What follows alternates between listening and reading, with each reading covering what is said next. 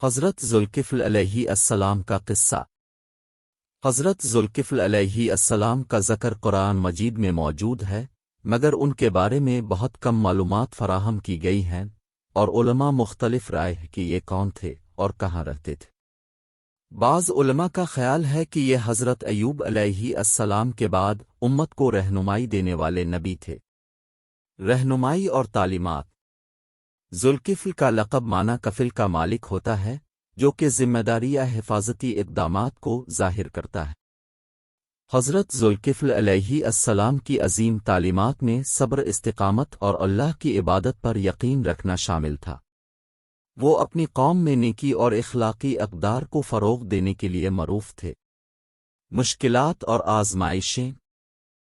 حضرت ذوالکفل علیہ السلام نے اللہ کی راہ میں بہت سی مشکلات اور آزمائشوں کا موہ دیکھا۔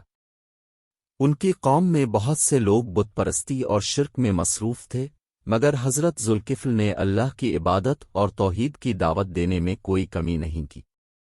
وفات۔ حضرت ذوالکفل علیہ السلام کی زندگی کی تفصیلات بہت محدود ہیں، اور ان کی وفات کے بارے میں بھی قرآن اور حدیث میں کچھ خاص معلومات موجود نہیں ہیں۔ چنانچہ حضرت ذوالکفل کی حیات اور میشن کی مکمل تفصیلات حاصل کرنا مشکل ہے۔ اس کے باوجود حضرت ذوالکفل علیہ السلام کا ذکر قرآن میں ہونا ہمیں یہ بتاتا ہے کہ وہ اللہ کے انتخاب کیے ہوئے بندے تھے، اور ان کی زندگی میں ہمارے لیے قیمتی سبق موجود ہے۔ حضرت ذوالکفل علیہ السلام کے بارے میں دنیاوی حیات کی تفصیلات اور ان کے اہل و عیال کے متعلق معلومات بہت ہی محدود ہے، اور قرآن اور حدیث میں ان کے بیویوں اور اولاد کا ذکر نہیں آیا ہے۔ اس لیے ہم کوئی موثق معلومات فراہم نہیں کر سکتے ہیں کہ ان کی شادیاں ہوئی تھیں یا نہیں، اور ان کے کتنے بچے تھے۔